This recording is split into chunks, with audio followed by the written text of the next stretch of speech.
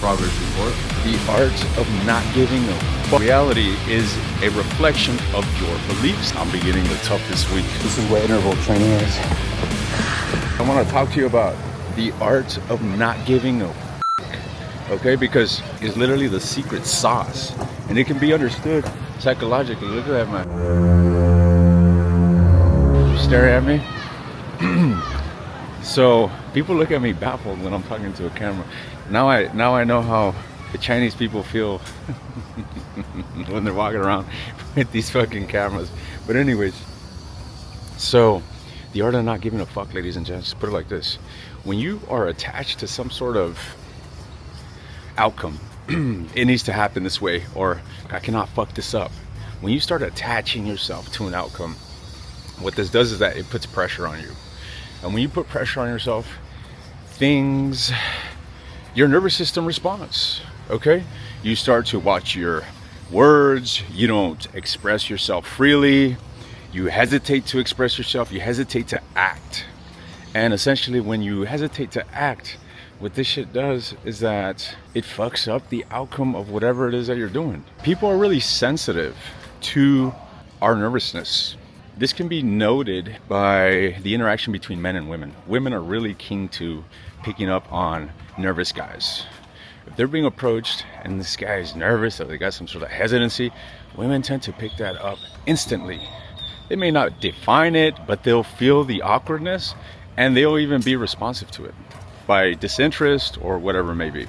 On the contrary, when someone approaches a woman nonchalant, typically it leads towards a really positive and fun interaction.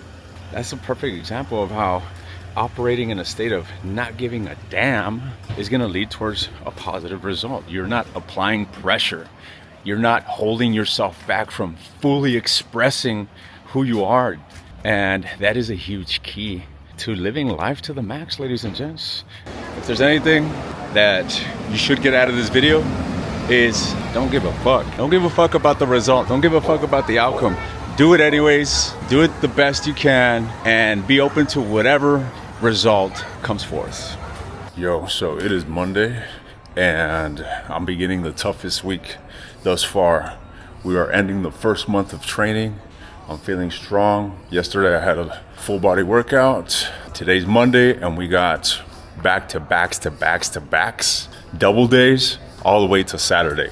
So I'm not resting till Sunday. Starting the week off with a 6-mile run, nice and easy. I haven't had breakfast yet. I'm running on an empty stomach, so I'm gonna try to keep it under an hour. Let's hit it. This past week, I destroyed my personal record. 6-mile run, 8.5-minute pace, done in 51 minutes. Improvements are visible, baby. I'm not trying to do the same today. I'm not trying to go too hard. About a decade ago, I tore my Achilles tendon.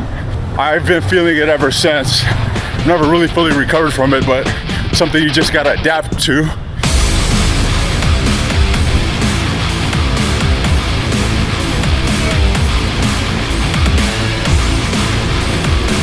Six-mile run complete, 9 minutes and 18-mile pace.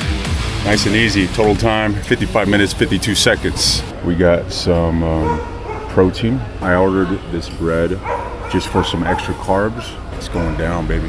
When you are dripping sweat over your breakfast, dessert is absolutely earned. So I signed up for a group workshop on how to use AI here in Buenos Aires. It's in Spanish, but let's see what I can take from it, and I'm going to share with you what I come to learn.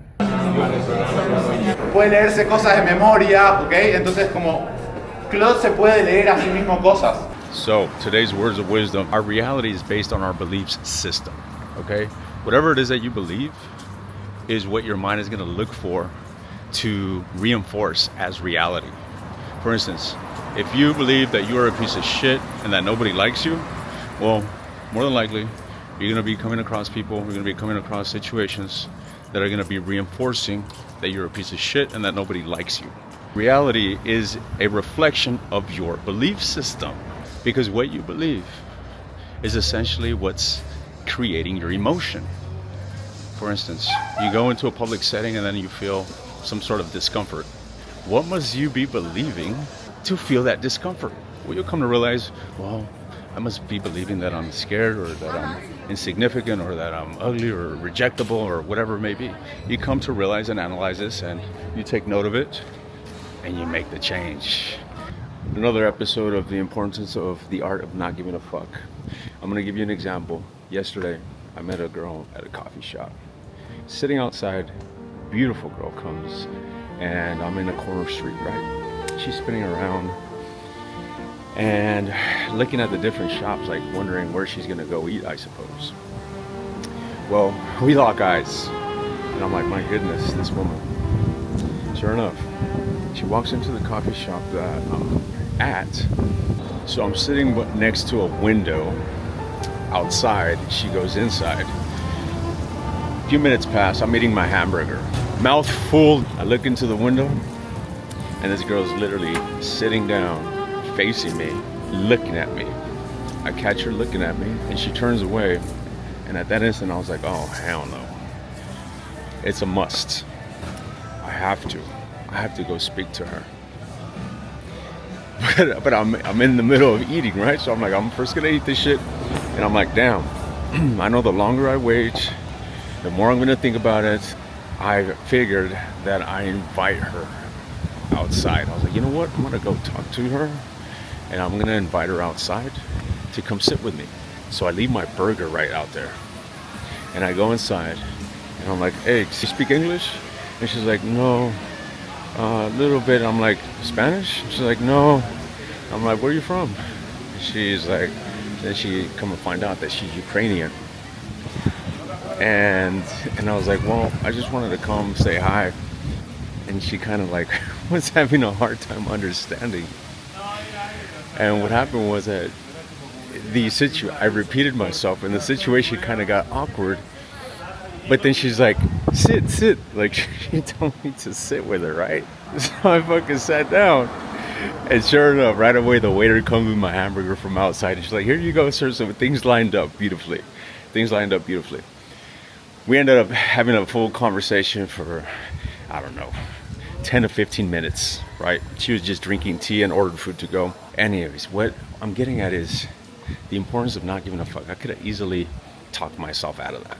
I said, damn, this is not the right situation, or could have come up with whatever excuse. If you have the impulse to speak to someone, fuck the outcome and do it.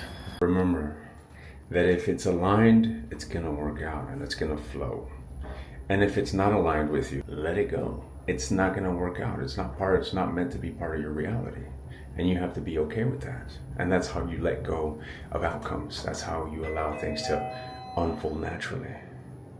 That's the art of not giving a fuck. Regarding that situation with the girl, look how sweet it turned out.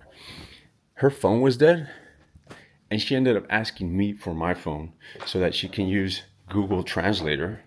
And here she was, talking Ukrainian, and she was having me read the translations.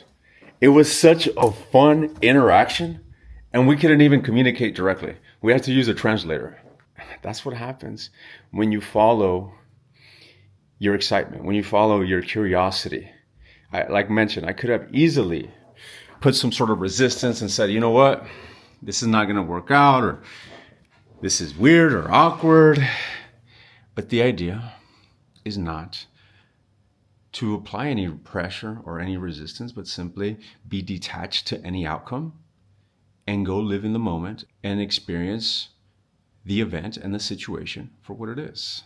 Today's one of those days where I'm just not feeling it. I'm already feeling the lack of motivation. I'm fucking hurting. Nevertheless, look how beautiful it is out here today in Buenos Aires.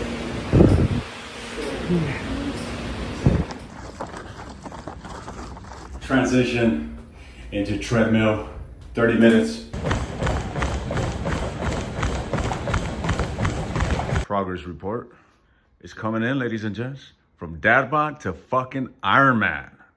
So I was going to swim outside, but it started coming down. This indoor pool is 20 meters. However, it is a spa pool, so it is really hot. I'm already starting to sweat just standing here. So I'm doing 100 yards, which is 3 laps. This is what interval training is. There's multiple zones. Zone 1, Zone 2, Zone 3, Zone 4, Zone 5. I am in Zone 3 right now, which is the green. The idea is to maintain myself in Zone 3. As soon as I start to drop, as you can see, I'm at 138, and it's gonna continue to decrease as I catch my breath. As soon as I hit Zone 2, it's time to get back. 2,000 meters, 53 minutes. I'm not a fan of pool days. I was, but they've turned into an ass whooping as of lately.